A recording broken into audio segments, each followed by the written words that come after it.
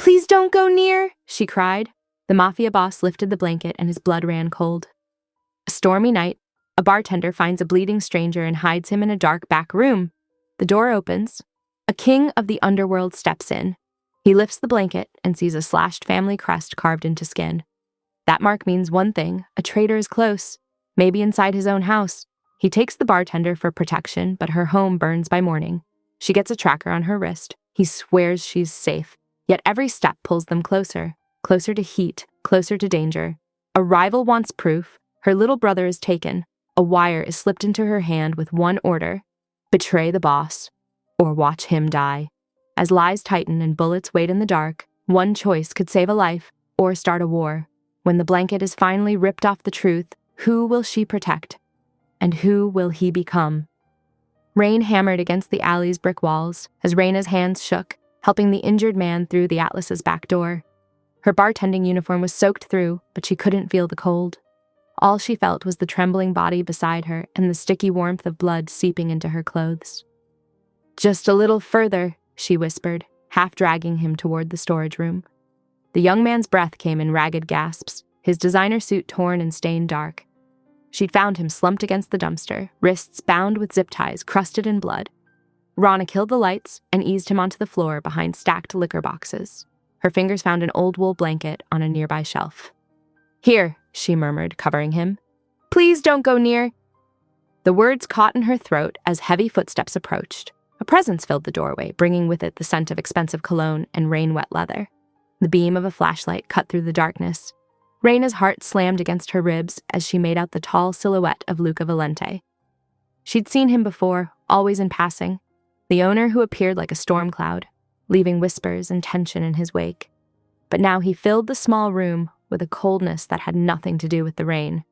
Two men flanked him, hands hovering near concealed weapons. Luca's voice was quiet steel. "Outside. Watch the perimeter." They melted away without a word. He moved closer, each step deliberate. Raina pressed herself against the wall, but Luca's attention was fixed on the huddled form beneath the blanket. He lifted the edge with precise fingers. The flash of recognition on his face was like lightning, there and gone, leaving something darker in its wake. "Marco," he breathed, the name barely audible. Raina found her voice. "He needs a hospital. I can call." "No hospitals." Luca's tone left no room for argument. His phone was already at his ear, speaking rapid Italian to someone about a medic and a safe house. He turned to her, eyes glacier cold in the dim light. "You found him." It wasn't a question, but Raina nodded. "In the alley. He was..." She swallowed hard. "Someone branded him. The mark, it looked like a family crest, slashed through." Luca's jaw tightened. "The cameras saw you bring him in." "I couldn't leave him there," Raina said, lifting her chin despite the fear coursing through her veins. "No, you couldn't." Something shifted in his expression, not softening exactly, but recognizing. "And now you can't stay here. Whoever did this will eliminate witnesses." "I have family," she started to protest. "Who will be safer if you're not with them tonight?" He stepped closer, and Raina fought the urge to back away. "I'm offering protection, not choice. You'll come with us to the safe house until this is contained." More footsteps approached. The medic, Raina guessed, watching a man in dark clothes kneel beside Marco with a professional's efficiency. Luca supervised the initial assessment, his presence both threatening and protective as he stood over his cousin. Within minutes, they were moving. Luca gathered Marco in his arms with surprising gentleness, the blanket still wrapped around him. Outside, 2 black SUVs idled in the rain. Raina found herself guided to the second vehicle by one of Luca's men. "Giorgio," she heard someone call him. The city blurred past the tinted windows as they wound through side streets and lesser-known routes. Raina's wet clothes clung uncomfortably, but she barely noticed, her mind racing through the evening's events. The brand on Marco's chest, the calculated violence of it. Luca's contained fury. All of it spoke of something much bigger than a random attack. At 1:30 a.m., the convoy pulled up to a brownstone tucked between other expensive-looking buildings. Giorgio helped her out of the SUV, keeping a protective hand near her elbow as they hurried through the rain to the front door. Ahead of them, Luca carried Marco inside, the wool blanket now soaked through. The safe house's interior was a study in understated luxury. Hardwood floors, tasteful art, furniture that probably cost more than Raina's annual salary. But she barely registered any of it.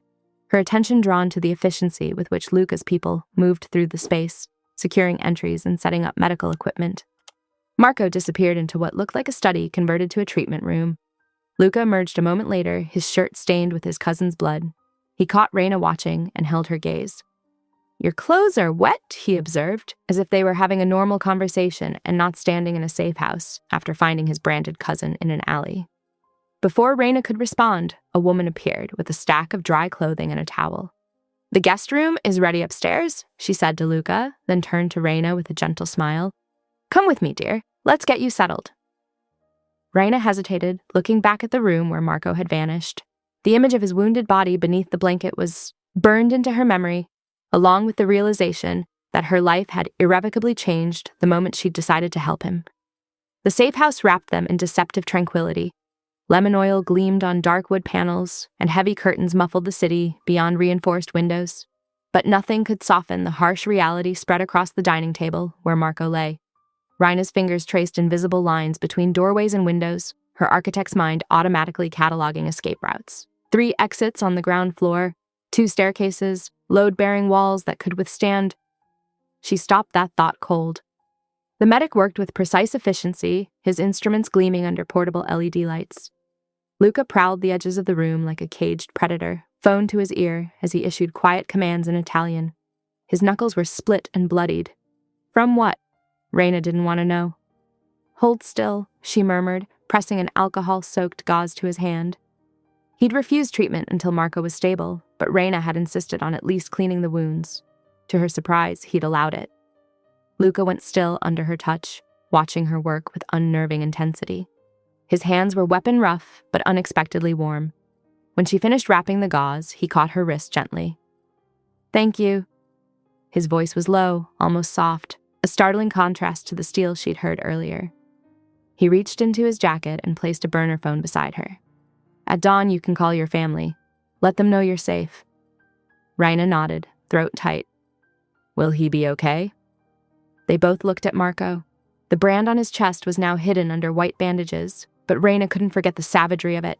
The Valenti crest carved deep and then slashed through, a message written in blood and pain. "He's strong," Luca said, his expression hardened. "And whoever did this will pay in kind." The medic approached, wiping his hands. "The wounds are clean, no sign of infection, but he needs rest, and I'd recommend sedation once he's more stable." Luca shook his head. "Not yet. I need to be certain." He broke off as Marco stirred, making a sound of distress. In an instant, Luca was beside the table, one hand on Marco's shoulder. "Easy, Cugino. You're safe." Marco's eyes fluttered open, unfocused. "Luca," his voice was raw. "They wanted the ledgers." "Shh. Later. Rest now." Luca's tone was gentler than Reina had thought possible, heavy with what sounded like brotherly concern. He spoke softly in Italian, promises and reassurances that made Marco's tension ease slightly. Rana felt like an intruder watching this private moment between them. She stepped back, but Luca's attention snapped to her immediately. "You need rest too," he said. "Giorgio will show you to the guest room." "I can stay and help," she offered, though exhaustion pulled at her bones. "The streets aren't safe tonight. You'll stay here, where I can ensure your protection." His tone brooked. No argument, but his eyes held something almost like apology. Giorgio appeared silently at her elbow, gesturing toward the stairs. Reina followed, noting the armed man already posted at the top of the landing. The guest room was as elegant as the rest of the house. Cream walls, plush carpet, a bed that looked cloud-soft. "There will be someone outside your door all night," Giorgio said. "For safety." Protection or containment, Reina wondered, but nodded her thanks. The door closed with a soft click, and she was alone with her thoughts. Sleep proved elusive. After an hour of tossing in sheets that probably cost more than her rent, Reina padded back downstairs for water. She paused at the dining room entrance. Luca sat beside Marco, still as a statue except for his thumb slowly rubbing circles on his cousin's wrist. The gesture was absently protective, at odds with the dangerous man she'd met in the alley. In sleep, Marco looked younger, more vulnerable. The bruises on his face stood out starkly under the medical lights. "You should be resting," Luca said without turning. "So should you." His shoulders rose and fell in what might have been a silent laugh. "I don't sleep much these days." Reina approached cautiously, drawn by something in his voice. "He called you Cugino. That means cousin?" Yes, Luca's eyes remained on Marco's face. But we were raised more like brothers. After the fire. He stopped, jaw tightening. The silence stretched between them, heavy with unspoken history. Outside, the sky was beginning to lighten, gray seeping into black. Marco's breathing had steadied, his face more peaceful under the influence of whatever painkillers the medic had administered. Rana found herself studying Luca's profile in the pre-dawn light. The sharp lines of his face seemed softer somehow, though no less dangerous. This was a man who could order deaths with a phone call, who commanded fear with his mere presence. Yet here he sat, keeping vigil over his wounded cousin with fierce devotion. The medic returned to check Marco's vitals, nodding in satisfaction. He's stable now. We can begin sedation if you approve. Luca examined Marco's sleeping face for a long moment before nodding. Do it. He needs proper rest to heal. Reina watched the procedure, noting how Luca never moved from Marco's side, never loosened his protective grip. When it was done, he finally looked up at her. Dawn's coming, he said quietly. You can make your calls soon. She nodded, suddenly aware of how surreal this all felt, standing in a safe house at dawn, watching a Mafia king tend his wounded heir with such gentle ferocity. The first rays of sunlight were starting to peek through the windows, painting golden strips across the hardwood floors. In that growing light, Reina saw the weight of command settling back onto Luca's shoulders. The brother receded, leaving the calculating leader in his place. But she couldn't forget what she'd witnessed, the tenderness beneath the steel, the loyalty that ran deeper than blood. The sun crept higher, changing the quality of light in the room. A new day was beginning, bringing with it whatever consequences would follow from this night of violence and protection. Reina watched the gray dawn brighten to gold, wondering what price they would all pay for the choices made in darkness. Sunlight streamed through the safe house's reinforced windows as Reina emerged from a scalding shower, her skin pink and tingling. The borrowed clothes in the guest closet were expensive but simple. She chose a soft gray t-shirt that probably cost more than her weekly tips at the Atlas. Luca waited in the kitchen, his suit jacket draped over a chair, sleeves rolled to expose strong forearms. He handed her a steaming coffee without asking. I need to check my apartment, Reina said, wrapping her hands around the warm mug. And call my mother. Of course. His tone was courteous, but left no room for debate. We'll take you. The convoy was smaller this time, just 2 black SUVs. Reina sat in the back of the lead vehicle with Luca, watching familiar streets pass by. The morning traffic flowed around them, oblivious to the tension humming in their sealed bubble of bulletproof glass and leather seats. They turned onto her block and Reina's heart stopped. Smoke billowed from her apartment building, thick and black against the morning sky. Fire trucks crowded the street, their lights painting everything in rotating red. Water gushed from multiple hoses, but flames still licked out of several windows, including hers. No, she whispered, pressing against the window. No, no, no! Luca's hand caught her arm as she reached for the door handle. Wait. He spoke rapidly into his phone in Italian, then opened his door and helped her out. They approached the building together, Luca's men forming a loose perimeter around them. A firefighter intercepted them, face streaked with soot. Building's not stable yet. Looks like it started in an electrical closet on the 3rd floor. But Reina wasn't listening anymore. Her trained eye had caught the distinctive burn patterns around her windows, too precise, too focused. This was no accident. Then she saw her doorframe, or what remained of it. Carved deep into the scorched wood was the same symbol she'd seen branded on Marco, the elegant Valente crest, marked through with a violent slash. Her legs went weak. Luca's hand appeared at her elbow, steadying her. Your phone, he said quietly. Call your mother now. Reina's fingers shook as she dialed. Each ring felt like an eternity until... Reina? Why are you calling so early? Iama, she breathed, relief making her dizzy. Are you okay? Is everything normal? Of course, just having my morning tea. What's wrong? You sound strange. My apartment. Reina swallowed hard. There was a fire. I'm okay, but I might need to stay somewhere else for a while. Come home then. I'll make your favorite. No. The word came, out sharper than intended. No, I have a place to stay. I just wanted to check on you. I'll call you later, okay? She ended the call before her mother could hear the tremor in her voice. When she looked up, Luca was watching her with dark understanding. They know who I am now, she said. They know I helped Marco. Yes. His jaw was tight. Which means you need protection until this threat is neutralized. Raina watched another window explode outward, showering glass onto the sidewalk. Everything she owned was up there. Her father's architectural drawings, her mother's family photos, the life she'd built piece by piece. "I'll stay under your protection," she said finally. "But I have conditions."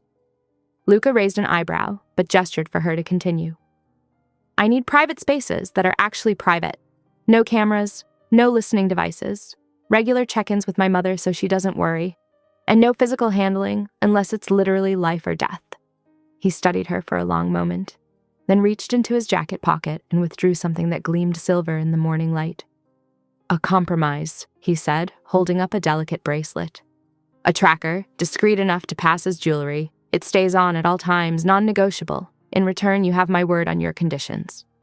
Raina let him fasten it around her wrist, the metal cool against her skin. It was beautiful workmanship, betraying nothing of its true purpose. "The inscription," she noted, turning it to catch the light. "What does it mean?" "Protected," Luca translated, "in the old Sicilian dialect." They returned to the SUV as another window shattered above. Raina could smell smoke in her hair, on her borrowed clothes. The weight of the bracelet felt like a promise, or a chain. The drive back to the safe house passed in tense silence. Raina watched her city scroll past, unchanged on the surface, but suddenly full of hidden threats. Every passing face could be an enemy. Every shadow could hide a killer. The safe house appeared exactly as they'd left it, elegant and fortress-like. But now Raina saw it differently. Not as a temporary shelter, but as the gilded cage it truly was.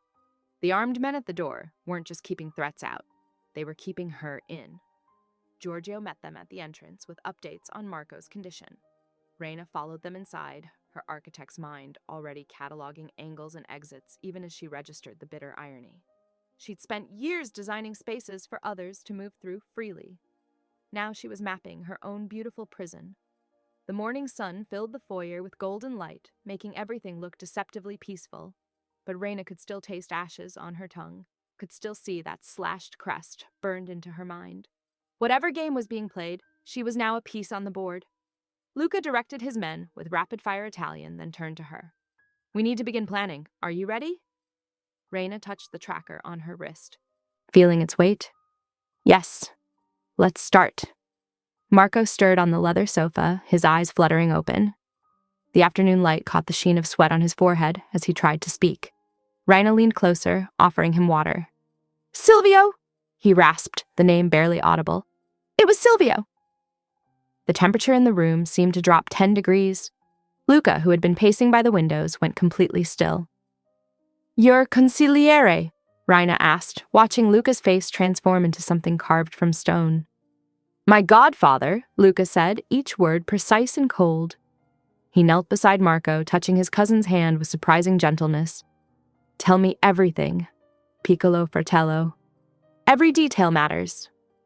Marco's voice strengthened slightly as he described being grabbed near the docks during his usual inventory rounds. "They knew my schedule, knew exactly when I'd be alone."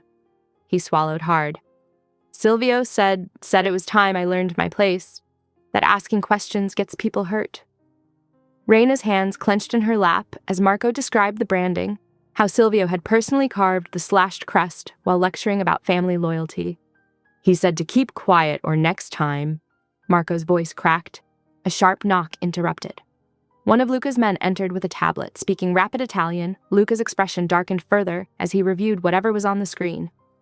"Dima," he explained to Raina, noting her questioning look. "The Bratva pushed into 3 of our territories tonight. Timing suggests coordination."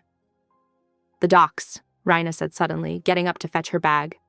She pulled out a small sketchbook and pencil, sitting beside Marco. "Can you describe exactly where they grabbed you? Any landmarks?" As Marco spoke, her architect's training took over. Her pencil flew across the paper, rough lines becoming a detailed map of loading zones, warehouses, and transit routes. When she was done, she held it up to Luca. "These incursions," she said, tapping specific points. "They form a pattern around this warehouse district. If Silvio's working with the Bratva..." "They're boxing us in," Luca finished, studying the map intently. He pulled out his phone, barking orders in Italian. Within minutes, men were mobilizing for reconnaissance around the suspect warehouse. Raina moved to the kitchen, the familiar motions of brewing coffee, giving her hand something to do besides shake. The rich aroma filled the air as she brought cups to both men, noting how Marco's color was improving slightly. "You need to stay inside tonight," Luca told her as she handed him his coffee. "No exceptions." "I can help," she protested. "My spatial awareness is exactly why they'll target you," he cut in. "You've already mapped their strategy. The net is closing, and you're too valuable to risk." She wanted to argue further, but saw the steel in his eyes. More importantly, she saw the way his hand trembled slightly as he gripped his coffee cup, the only visible sign of his rage and fear for Marco. "Fine," she conceded, "but I want updates." Luca nodded, already coordinating with his security team. The safe house would have heavy rotation tonight, 3 different teams working in overlapping shifts, with additional surveillance on surrounding buildings. As afternoon faded into evening, Marco drifted in and out of sleep while Reina refined her maps, adding details he remembered during lucid moments. She noted how Luca always gravitated back to his cousin's side between calls and strategy sessions, his fierce protectiveness evident in every gentle touch and soft Italian phrase. Around 11, Marco was sleeping peacefully enough for Luca to consider moving to the command center he'd established in a nearby apartment. Close enough to respond instantly if needed, but with better tactical advantages for coordinating his men. He bent to kiss Marco's forehead, murmuring something that made his cousin smile faintly in his sleep. Then he turned to Reina. "The night team is in position. Giorgio will be right outside your door. If anything feels wrong, anything at all, you call me immediately." He touched the tracker on her wrist. "I'll be 4 minutes away." Rana nodded, walking him to the door. In the dim hallway, she caught his arm. "Be careful. Silvio knows all your protocols, your patterns." "So we change the patterns," Luca said grimly. He studied her face for a moment, then added softly, "Get some rest, Piccola. Tomorrow will be a long day." She watched him disappear down the hallway, his footsteps silent despite his size. Through the window, she could see his men taking up positions in the growing darkness, shadows guarding shadows. Back in the living room, Marco stirred slightly. "He'll find them," he mumbled, still half asleep. "Luca always finds who hurts his family." Rana settled into an armchair, her maps spread across her lap. "Sleep," she told him gently. "We're safe for tonight." But as she studied the intricate web of streets and warehouses she'd drawn, she wondered how many more nights that would be true. Somewhere in this city, Silvio was moving pieces on a board she couldn't fully see. Somewhere, Dima's Bratva warriors were testing boundaries, probing for weaknesses. She touched the tracker bracelet, its weight now oddly comforting. Outside, the city lights glimmered like stars fallen to earth, beautiful and distant. Inside, the safe house hummed with quiet activity. Guards changing shifts, surveillance feeds monitoring empty streets, weapons cleaned and checked with meticulous care. The coffee maker clicked off in the kitchen. Reina rose to pour another cup, knowing sleep would be elusive tonight. Her world had shifted on its axis in less than 48 hours, and she was still finding her balance in this new reality of violence and vendettas.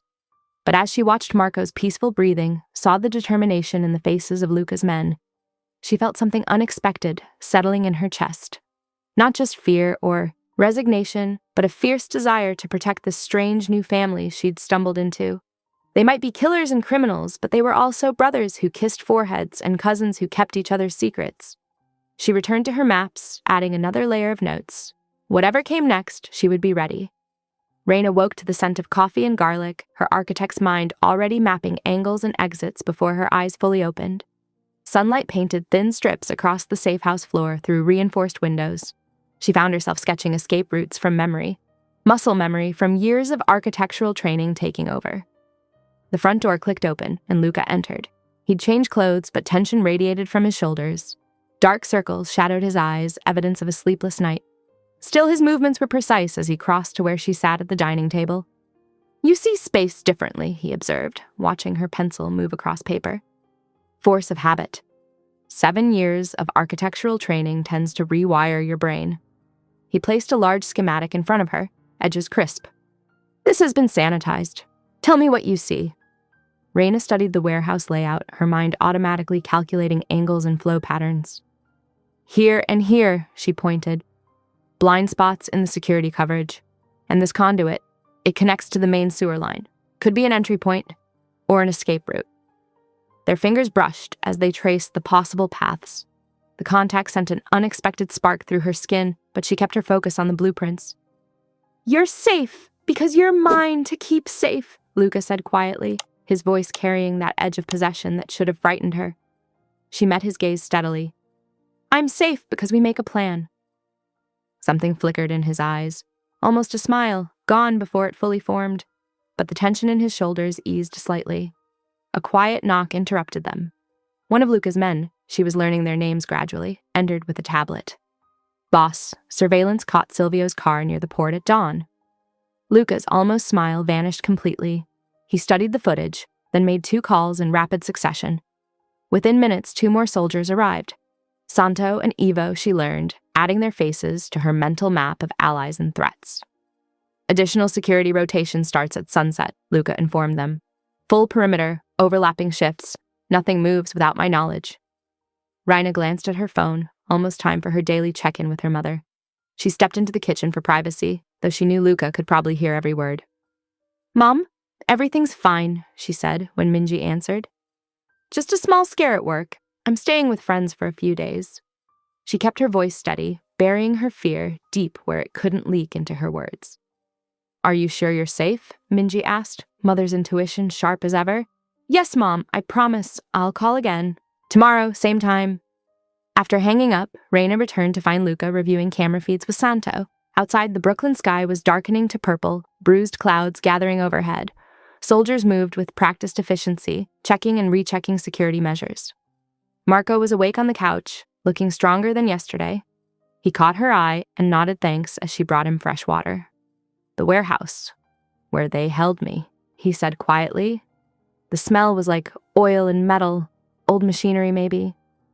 Raina added this detail to her notes, cross-referencing with her earlier sketches. Industrial zone then, probably pre-war construction based on the layout. Luca appeared beside them, silent despite his size. "Your spatial memory, it's not just training, is it?" "No," she admitted. "I've always seen patterns this way. It's why I chose architecture. Everything has a structure, even chaos." "Even this?" He gestured to encompass their situation, the safe house, the threat, the complex web of loyalty and betrayal they were untangling. "Especially this. Silvio's playing a game with known variables, territory, resources, influence. The trick is seeing how the pieces connect." Luca studied her with that unnerving intensity she was starting to recognize. "Show me." She spread out her sketches, the warehouse schematic, her maps of dock territory, noted patterns of movement from surveillance reports. "See how the Bratva incursions align with Marco's abduction route. They're creating artificial pressure points, forcing your attention to split." His finger traced the pattern she'd identified. "Using our own defense protocols against us, Silvio would know exactly how we'd respond." "Which means you need to change the response," she pointed out. "Break the pattern he's expecting." For the next hour, they dissected possibilities. Marco adding details about Silvio's usual strategies while Raina mapped potential counterplays. Luca's men cycled through security checks, the safe house humming with controlled tension. As afternoon faded toward evening, Raina found herself studying Luca's profile as he coordinated the sunset rotation, the controlled power in his movements, the way his men responded to the smallest gesture. A king in truth, not just title. But there was something else too. The gentle way he checked Marco's bandages, how he made sure she had fresh coffee without being asked. The sky outside deepened to indigo, city lights beginning to glitter through bulletproof glass. Raina added another detail to her maps, wondering when exactly she'd stopped looking for ways out and started planning how to defend what was within. Luca caught her watching him. "Second thoughts about staying?" "No," she said, surprising herself with how true it was. "Just realizing some patterns don't show up on blueprints."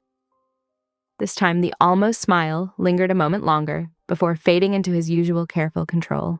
Outside, shadows lengthened across Brooklyn streets as his men took up their evening posts, the night shift settling in with quiet efficiency. The safe house settled into evening quiet, broken only by the soft hum of security systems and Marco's steady breathing from the sofa. Raina sat at the kitchen island, sketching additional details on her warehouse maps while Luca coordinated with his team via text. The first warning was subtle, lights flickering once before steadying. Raina's head snapped up, meeting Luca's suddenly alert gaze. "Camera 3, Santo reported quietly. "Delivery van, 1 block east." Luca moved with liquid grace, checking his weapon. "Positions," he ordered, and his men melted into practiced formations. The attack came from below, just as Raina had predicted. The sewer access she'd identified on the blueprints burst open with a metallic screech. Before she could process the danger, Luca's arm locked around her waist, yanking her behind the marble island. His body caged hers, solid warmth against her back as chaos erupted. The kitchen exploded in controlled violence. Suppressed gunshots cracked through the air, more felt than heard. Luca fired with surgical precision, never fully exposing himself. A bullet sparked off the marble inches from Reina's head, sending fragments skittering across the floor. "Stay down!" Luca growled, his free hand pressing her closer. Through gaps in the island's decorative metalwork, Reina caught fragments of the fight. Santo taking down one attacker with brutal efficiency before a bullet grazed his arm. Ivo disarming another with a move that ended in a sickening crack of bone. More figures emerged from the breach, Bratva soldiers in tactical gear, but Luca's team had positioned perfectly, catching them in a deadly crossfire. 3 went down in quick succession. The rest retreated, leaving their fallen behind. "Clear!" Santo called, voice tight with pain. "Perimeter!" Luca demanded, still sheltering Reina. "Secure!" Ivo confirmed. "They're pulling back, vans moving out." The silence that followed felt deafening. Reina's ears rang, her pulse thundering. She became acutely aware of Luca's breath against her neck, the solid wall of his chest, how his arm still banded protectively around her waist. "Are you hurt?" he asked, voice rough. She shook her head, then noticed the dark stain spreading on his shoulder. "You're bleeding." "Surface nick." But he didn't resist when she grabbed a kitchen towel and pressed it to the wound. Her hands shook as she applied pressure. Luca caught them in his, steadying her. The touch sparked something electric between them. His eyes, usually so controlled, burned with an intensity that stole her breath. She wasn't sure who moved first. One moment they were frozen in that charged silence, the next his mouth crashed into hers. The kiss was desperate, adrenaline-fueled, all heat and need, and shared relief at being alive. His hands framed her face while hers fisted in his shirt, pulling him closer. For endless seconds, nothing existed but the taste of him, the solid reality of his body against hers, the way he kissed like he fought, with absolute focus and devastating skill. Then he wrenched away, breathing hard. "Not like this," he rasped. "Not from fear. When you want it steady, really want it, then we'll talk." Before she could respond, the medic team arrived. The next hour dissolved into controlled chaos. Wounds were cleaned and bandaged. Marco was moved to a more secure room. Broken glass and bullet casings swept away. Through it all, Luca maintained iron control, coordinating with his captains and strengthening security measures. "Shower's clear," he told her finally. "Take as long as you need. I'll be right outside." The bathroom was a fortress of marble and bulletproof glass. Reina stood under scalding water until her hands stopped shaking, trying not to think about the kiss, or how part of her wanted to march out there and tell him she didn't need to wait until things were steady. When she emerged in borrowed sleep clothes, Luca stood facing the door, deliberately not looking. The gesture of respect meant more than she wanted to admit. "Guest room's secure," he said.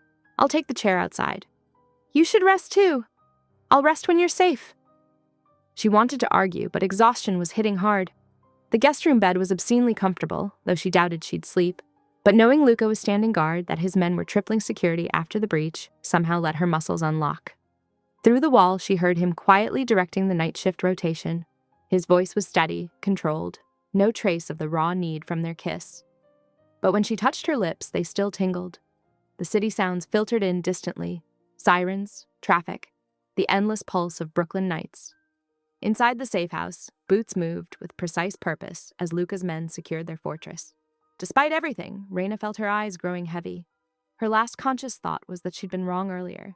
She didn't need steady to know what she wanted. She just needed to figure out if wanting it was wise. Outside her door, Luca settled into his chair, weapon ready, gaze fixed on the shadows. Neither of them would get much rest before dawn, but they'd survived the night. For now, that was enough. The banker's box landed on the safe house dining table with a dull thud. Reina recognized her mother's neat handwriting on the label. "Dad's files. Engineering." "Mom found these in storage," she explained to Luca, who watched her with careful attention. Her fingers trembled slightly as she lifted the lid, hit by the familiar scent of her father's old office, paper and ink and the peppermints he'd always kept in his desk. Inside lay dozens of archived project files, each in pristine condition, despite their age.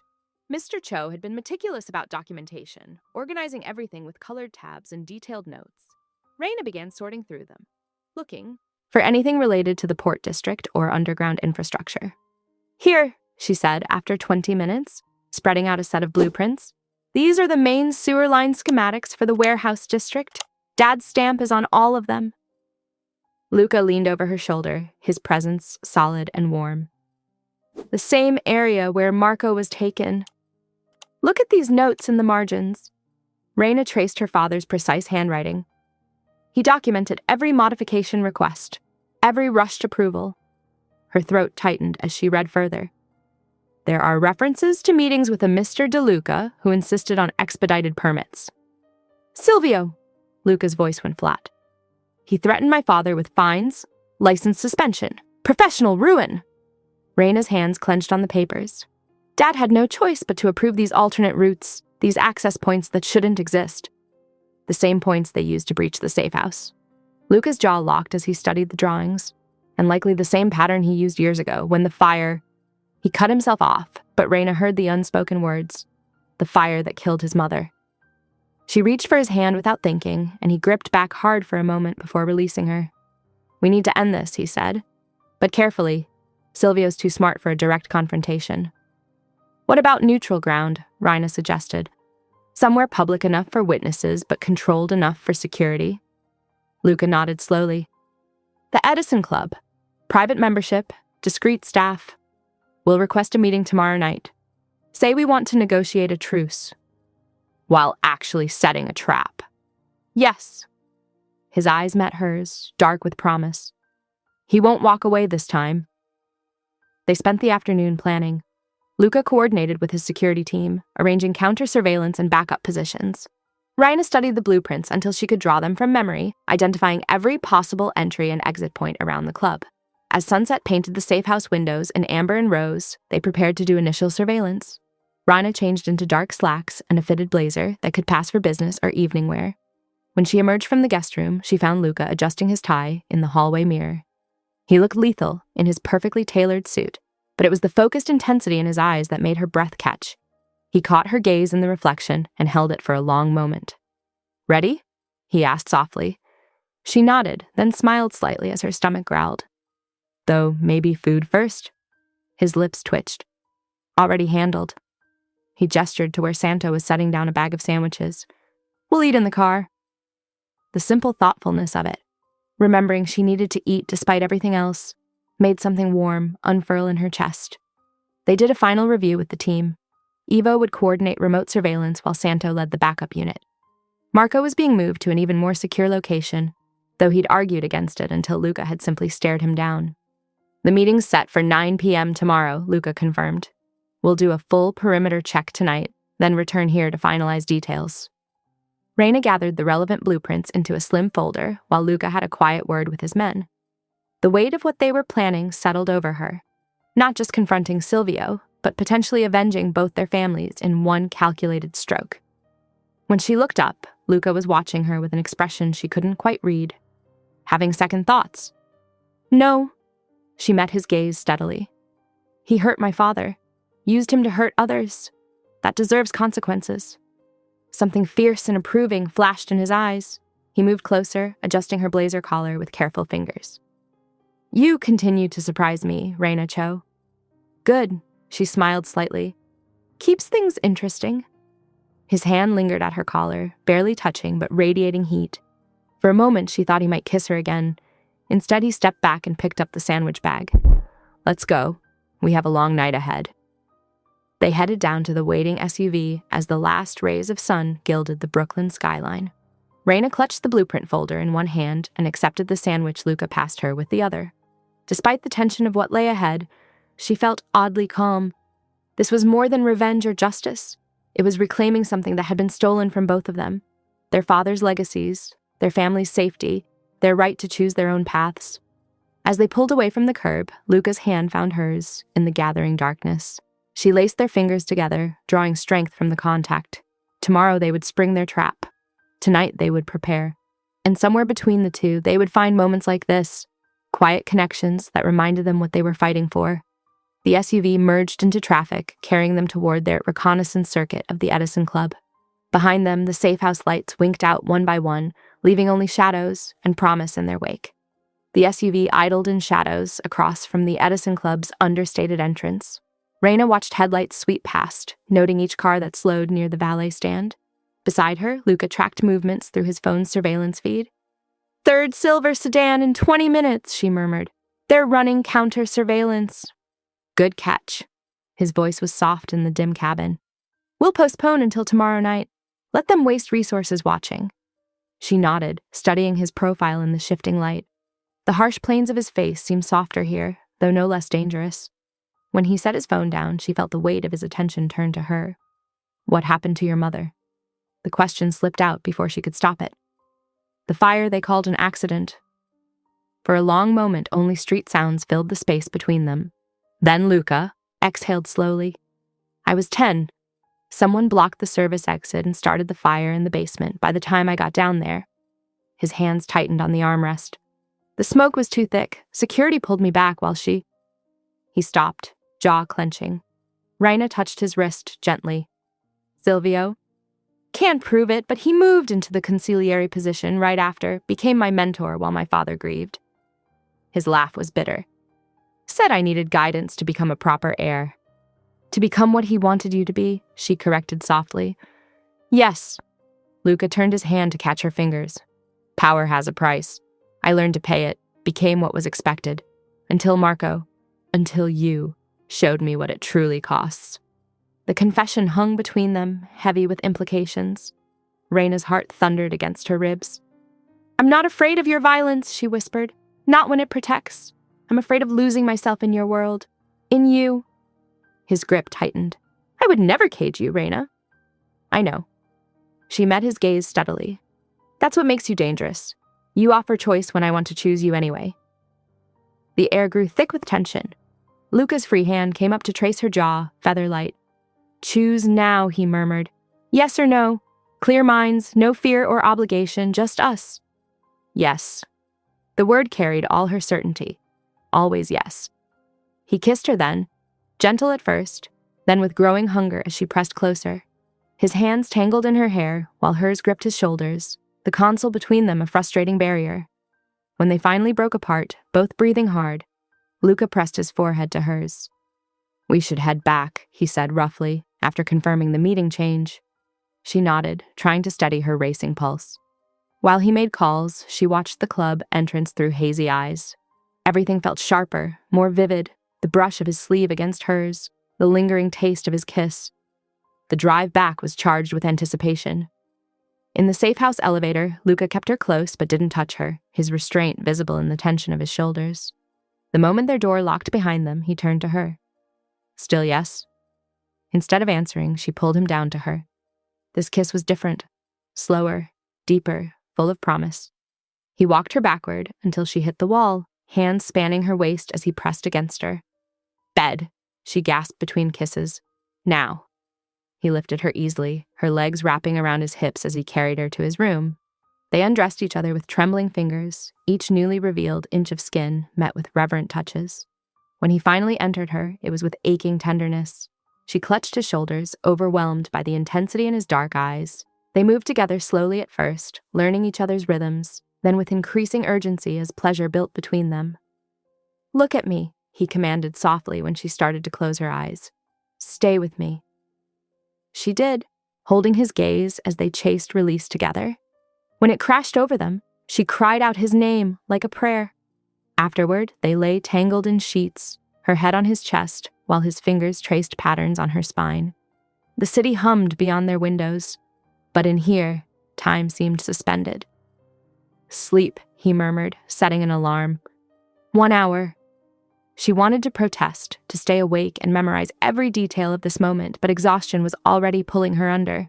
The last thing she felt was his kiss on her temple as she drifted off. The alarm seemed to sound minutes later. Through half-closed eyes, she watched Luca check his phone, muscles shifting as he sat up. "Meeting confirmed for 9 tomorrow," he said quietly, bending to kiss her bare shoulder. "Go back to sleep." She mumbled something incoherent, already falling back into dreams as he began texting orders. His warmth beside her was the last thing she registered before sleep claimed her completely. Outside, the city's rhythm continued unchanged. But in this room, in this bed, everything had shifted. Not just between them, but within themselves. Tomorrow would bring violence and vengeance, But tonight had given them something else: truth, trust, and a tenderness neither had expected to find in the midst of war. Raina slept peacefully, safe in the knowledge that whatever came next, they would face it together. Luca kept watch beside her, one hand on his phone, the other resting protectively over her heart. The perfect balance of who he was and who she helped him become. Raina stirred honey into her coffee, watching steam rise in the safe house's morning light. Beside her plate of eggs, her wrist tracker buzzed, a text notification. Her breath caught at the photo. Ethan, her baby brother, tied to a metal chair, head slumped forward.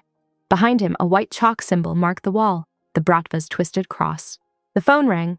She answered with trembling fingers. "Good morning, Miss Cho." The voice was cultured, amused. "I trust the photo arrived clearly?" "Who is this?" Her knuckles whitened around the phone. "Dima Orlov.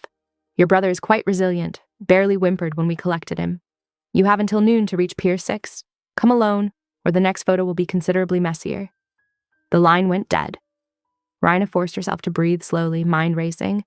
Luca was downstairs coordinating tonight's security. If she told him, Ethan would suffer. If she didn't. She grabbed paper and pen, writing quickly. "Emergency errand. Back by 1. Short enough to worry him, clear enough to follow. Luca's protective instincts would kick in fast when he found it. Grabbing her coat, she slipped out through the service exit. The spring air bit through her clothes as she power walked to the subway, constantly checking for tails. The pier stretched gray and empty under clouded skies. A tall figure in a dark coat waited at the end. Dima, she assumed. As she approached, he smiled without warmth. "Punctual. Good." He held up a phone showing a live feed. Ethan in what looked like an industrial space, grain silos visible through high windows. He's comfortable enough, considering. Whether he stays that way depends on you. He pressed something into her palm, a small transmitter, and what looked like a commemorative coin. "The wire goes in your collar. The relay coin stays in your pocket. Both will be active during tonight's meeting with Silvio and your protector." His smile widened. "I want every word." Raina's mind whirred, already planning where she could ditch or disable the devices. "And Ethan?" "Released unharmed once I have what I need. Silvio's words especially. He's been quite the busy betrayer lately." Dima's eyes hardened. "Try to remove or disable the wire, and your brother loses fingers. The feed is monitored constantly." She nodded, throat tight. "I understand." "Good girl, now run along. Wouldn't want Luca getting suspicious." She forced herself to walk normally until she was out of sight, then ran most of the way back. By the time she reached the safe house, her lungs burned. Luca waited in the foyer, face carved from stone. "Where were you?" "I needed air to think." Not entirely a lie. "I'm sorry for worrying you." His jaw worked. "You could have been grabbed, killed." "I know, I'm sorry." She stepped closer, laying a hand on his chest. "I needed space, but I should have told you directly." He caught her hand, gripped gentle despite his anger. "Don't do it again, please." She nodded, hating the deception but knowing it was necessary. Throughout the afternoon, she watched him coordinate tonight's security while she pretended to review blueprints. Really, she was planning how to disable Dima's wire with the hairpin she'd palmed from the bathroom. Hours crawled by. She changed into a sleek black dress for the meeting, carefully concealing the wire in her collar. The relay coin felt like a burning coal in her clutch. At 8:30, they descended to the waiting SUV. Luca helped her in, then slid beside her. His hand found hers in the darkness. "Stay close to me inside," he murmured. "No matter what happens." She squeezed his fingers, guilt churning her stomach. "Always." The club's facade glowed softly as they pulled up at 8:45. Luca stepped out first, offering his hand. Together they approached the heavy doors, each step bringing them closer to confrontation. The vestibule gleamed with brass and marble.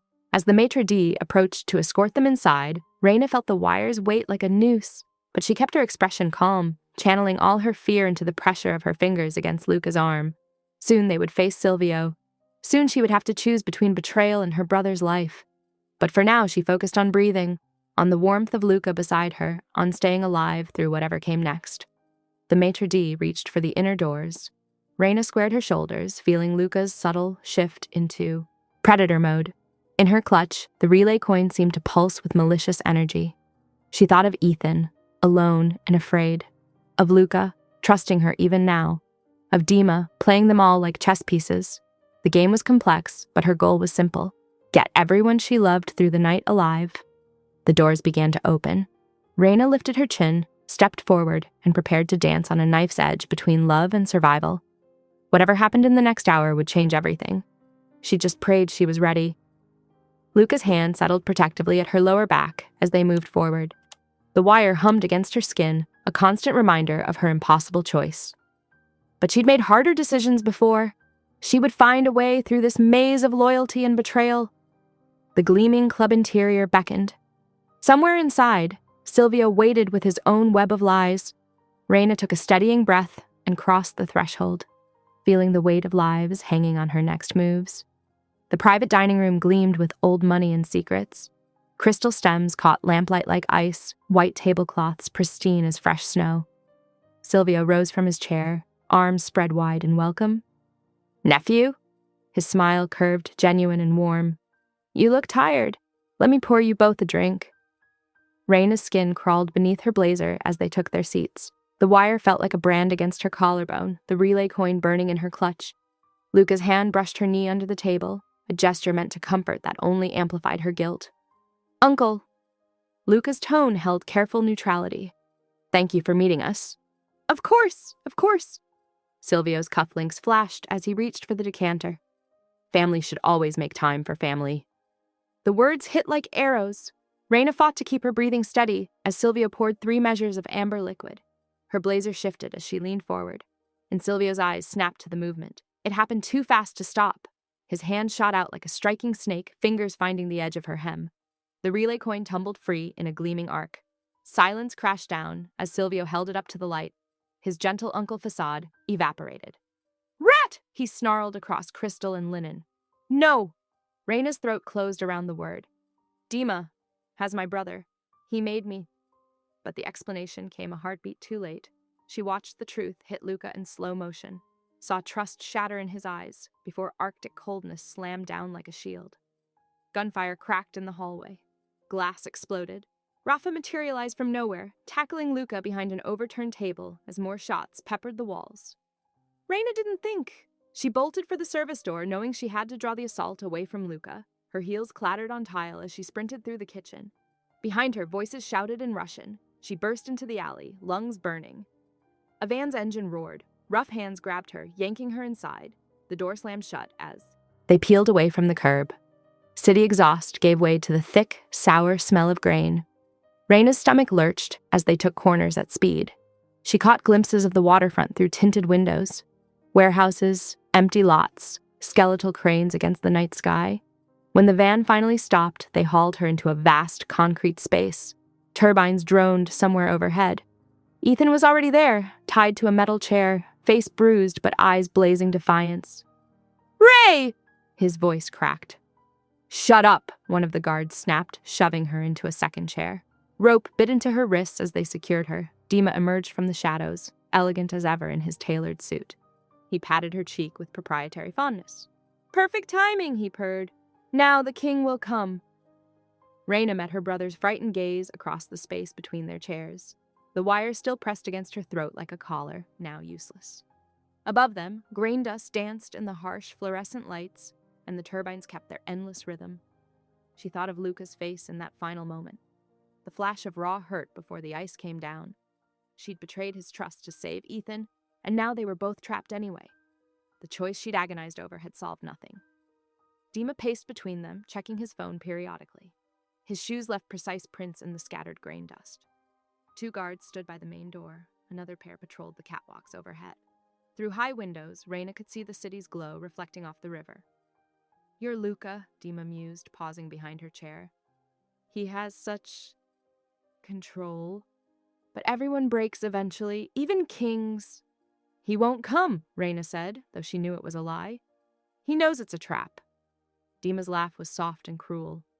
"Oh, he'll come. Because you're here. Because that's what men like him do. They let love make them stupid." His fingers traced her shoulder. "And when he does, I'll have everything I want." Silvio's schemes exposed, Luca's empire vulnerable, and such a lovely bargaining chip. Ethan struggled against his bonds. "Leave her alone!" "Protective little brother," Dima smiled. "Don't worry, if everyone behaves, you might both survive this night." The turbines droned on. Raina tested her ropes carefully, finding no give. The hairpin she'd planned to use on the wire was still tucked in her updo, but she couldn't reach it now. All she could do was wait, knowing that every minute brought Luca closer to danger. She closed her eyes, remembering his touch, his rare smiles, the way he'd looked at her like she was precious. She'd shattered that trust to save her brother, and now she might lose them both.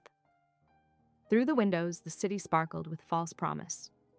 Somewhere out there, Luca was hunting. She prayed he would be careful, but knew better. Men like him didn't stay careful when love was at stake. The turbines hummed their metallic lullaby as 11:40 p.m. crept closer.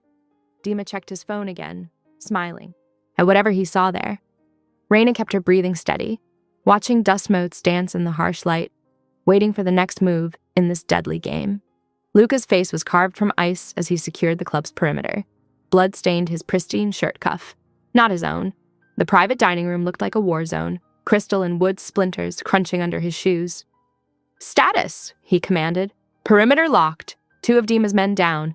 3 escaped with the girl." Rafa pressed a cloth to his bleeding arm. "Santos tracking their vehicle." Luca nodded once, then turned to where 2 soldiers held Silvio. "Office. Now!"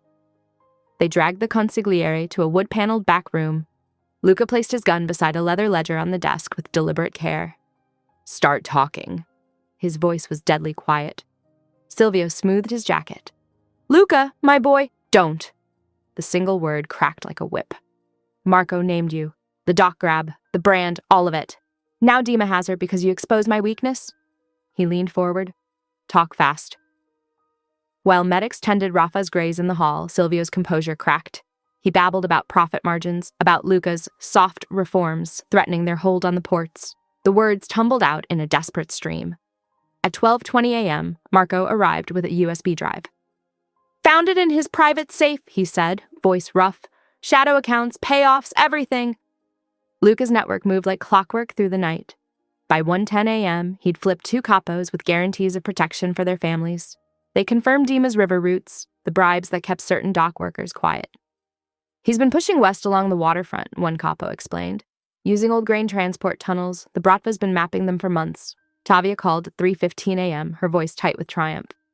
"Got a ping from the relay's last transmission, Grain Silo District, near Pier 34. Signal's dead now, but that's your search zone." Luca spread Mr. Cho's engineering drawings across the desk. Coffee cups multiplied as the hours passed. At 4:05 a.m., he found it, a storm tunnel emptying under the pier, perfectly positioned for covert access. "Here." His finger traced the route. "This is our way in." Dawn painted the city gold as he sent Marco to a private clinic, the young man protesting until Luca gripped his shoulder. "I need you safe. You've done enough." Through the morning, Luca's influence tightened like a noose. By noon, his pet bankers had frozen Silvio's assets. A carefully worded tip went to an FBI contact. Just enough pressure to ensure federal eyes would turn a blind eye to tonight's private business matter. In the silo, Raina worked methodically. Each tiny movement of her chair seemed to take hours, sliding inch by inch toward the fuse panel on the wall.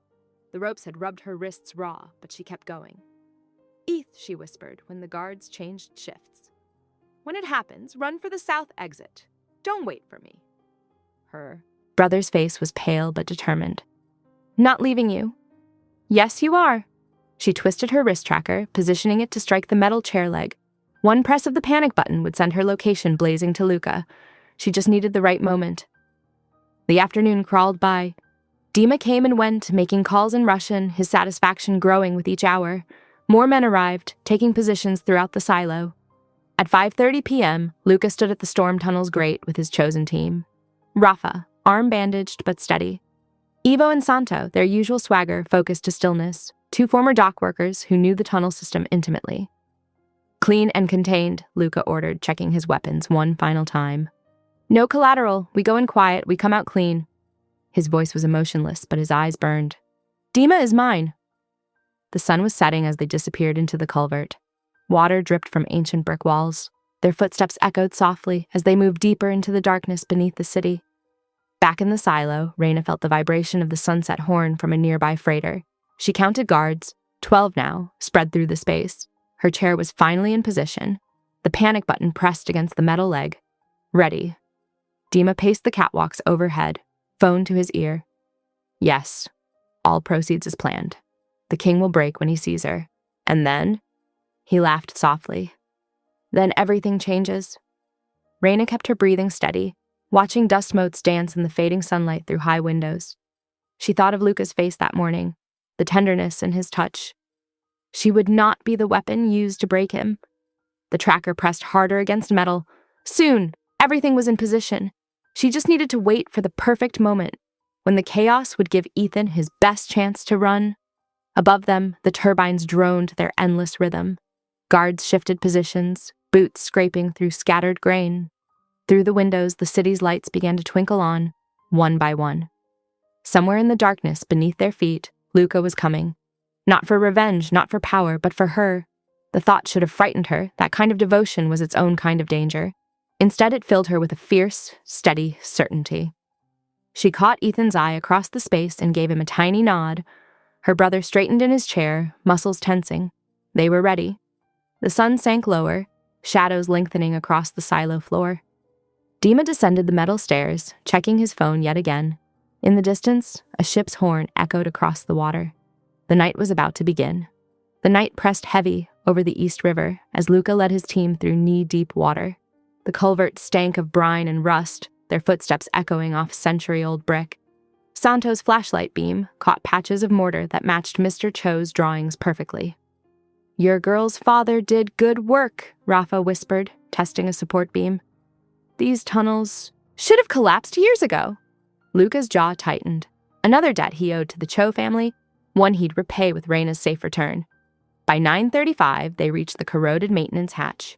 The dock workers made quick work of the ancient lock, and the team slipped into the silo's sublevel. The grain dust hung thick here, coating their boots as they moved between massive support pillars. Above them at 9:50, Dima circled Reyna's chair like a shark scenting blood. His phone camera light glared in her face. "Say it," he growled. "Tell your king what happens if he doesn't surrender his territory." Reyna's eyes tracked the fuse line taped along the wall, counting guards, 15 now, spread across catwalks and ground level. Most were watching the main entrance, expecting an assault from outside. "I won't be your puppet," she said, voice steady despite her racing heart. When Dima grabbed Ethan's hair, she added quickly, "But I'll negotiate terms. Let me explain the technical details of the property transfers. The zoning laws alone—" "Stalling," Dima sneered, but he lowered the phone. Her brother's architectural babble had bought them 3 more minutes. At 10:12, Reyna twisted her wrist tracker against the chair's metal leg. The panic signal would lead Luca right to them. She caught Ethan's eye and mouthed, "Soon!" The flashbang exploded at 10:14, transforming the silo into a chaos of white light and thunder. As the emergency lights died, Reyna drove her sharpened hairpin into the zip tie's locking mechanism. The plastic snapped. Gunfire sparked in the darkness. Luca's team moved with surgical precision, taking down Bratva soldiers before they could orient themselves. Reyna yanked Ethan behind a grain hopper, then spun to face a guard rushing their position. Suddenly, Luca was there, his back pressed to hers as they moved in perfect sync. His elbow caught one attacker's throat while she swept another's legs. The guard's head cracked against concrete. "Cutting it close," she gasped. "Traffic was hell." His voice held grim humor even as he dropped another soldier. Santo and Evo cleared the catwalks while Rafa secured the exits. The dock workers moved like ghosts through familiar territory, disabling backup generators and communication equipment. In under 5 minutes, it was over. Dima knelt with Luca's gun against his temple, blood trickling from his split lip. "Your choice," Luca told Reyna softly. "Quick death here, or we let the feds handle it. Your brother, your call." Reyna's hands trembled as she helped Ethan stand. The memory of her father's signature on those tunnel plans, forced by men like this, burned in her mind. But she wouldn't let violence breed more violence. "No bullet," she said. "Let the system bury him." Luca zip-tied Dima's hands without hesitation, honoring her choice. "My federal contact will ensure he never sees trial. Just a quiet accident in custody." By 3:45 a.m., police sirens wailed in the distance. The team melted back. Into the tunnels, leaving evidence of a gang war gone wrong. Ethan stumbled slightly, exhausted, and Luca lifted him easily over the deeper water. They emerged blocks away, splitting into separate vehicles to avoid attention. By 4:30 a.m., Reyna stood on the safe house roof, watching dawn creep over Brooklyn. Ethan slept soundly below, under Santo's watch. Luca's arms wrapped around her from behind, his chin resting on her shoulder. For long moments, they just breathed together, processing the night's violence and choices. "You're mine forever," he murmured against her throat. "Not a possession, a promise." Raina leaned back into his solid warmth. "No more secrets between us." "No more secrets," he agreed, "though I reserve the right to surprise you occasionally." She turned in his arms, studying his face in the growing light. The dangerous man who'd first cornered her in that club storage room was still there, but now she saw all of him. The protector, the strategist, the man who'd let mercy temper justice for her sake. "I love you," she said simply. His kiss was gentle, at odds with the strength in his hands as they curved around her waist. When they broke apart, the sun had risen fully, painting the city in shades of gold and promise. Exhaustion finally caught up with them. They checked on Ethan one last time, then fell into bed together. Luca curled around her protectively, his breathing evening out almost instantly. Raina stayed awake a few minutes longer, mapping the familiar shadows of their room. The night's violence felt distant now, like a storm past. They'd face consequences and complications in the days ahead, but for now, she let herself sink into the peace of the moment. Safe, loved, home. Sleep claimed her between one breath and the next, her hand clasped in Luca's, as morning light spilled across their tangled sheets. The weeks after the siege reshaped their world with deliberate care. Silvio's empire crumbled quietly, his accounts frozen, his properties seized, until only a heavily guarded villa in Tuscany remained. There, surrounded by caretakers who reported to Luca, the old consigliere would live out his days in gilded isolation, stripped of both power and purpose. Dima proved less fortunate. His cooperation with federal authorities lasted exactly 3 days before rival inmates ensured his permanent silence during a routine transfer. The official report cited natural causes. No one looked too closely. Ethan thrived in his new apprenticeship at Valente Infrastructure, his architectural talent finally finding legitimate outlets. He worked mainly with Marco, who had recovered enough to oversee the legal side of operations while studying advanced logistics. Their shared enthusiasm for sustainable design brought fresh energy to old structures. Minji's first visit had been tentative, weighted with years of worry, but seeing Raina truly in her element, respected, protected, and most importantly, at peace, bridged the gap between them. By her second visit, she brought family recipes and gentle teasing about wedding plans. The syndicate's transformation happened in measured steps. Luca dismantled the trafficking networks first, then banned fire as a terror tactic, a decision that honored both his mother's memory and Raina's principles. He tightened the inner circle, promoting Rafa to head of security and giving Marco oversight of legitimate business expansion. Raina's contract to redesign the storm tunnels came through official channels, though Luca's influence smoothed the bureaucratic path. She insisted on complete transparency, turning the neglected infrastructure into community shelters.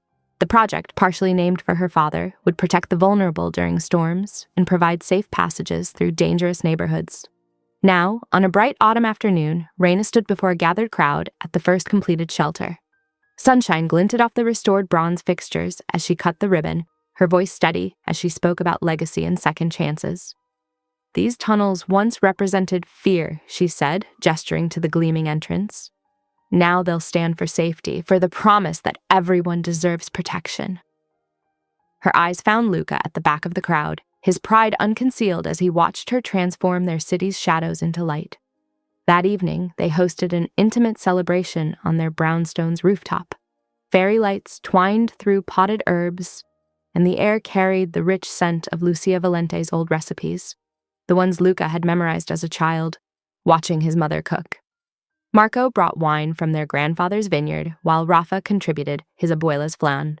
Minji's kimchi complemented the Italian dishes perfectly. Ethan entertained them with stories from the infrastructure office, his hands animated as he described his latest project. Santo and Ivo debated soccer scores while helping themselves to seconds. Even Tavia emerged from her tech cave to join them, though she kept one eye on her security feeds out of habit. The found family they'd built filled the space with easy laughter, so different from the tense silences of the past. River breezes carried away the last echoes of sirens, replacing them with the gentle clink of glasses and warm conversation. As evening deepened and guests began to leave, Raina and Luca lingered by the drafting table she'd set up in the corner, a muslin blanket draped over an illuminated model of the tunnel system, her vision made tangible in miniature. Luca's fingers traced the edge of the blanket, remembering that first rain-soaked night when a different blanket had hidden Marco's broken body. The memory no longer carried the same sharp sting. They'd transform that darkness into something better. He lifted the cloth carefully, revealing the intricate network below. Tiny lights threaded through the model tunnels, mimicking the safety lighting she'd designed. The glow caught the planes of her face as she adjusted a small section, ever the perfectionist. "From the first night," he said, voice rough with emotion, "I knew you'd change everything. Not just the business or the city. Me."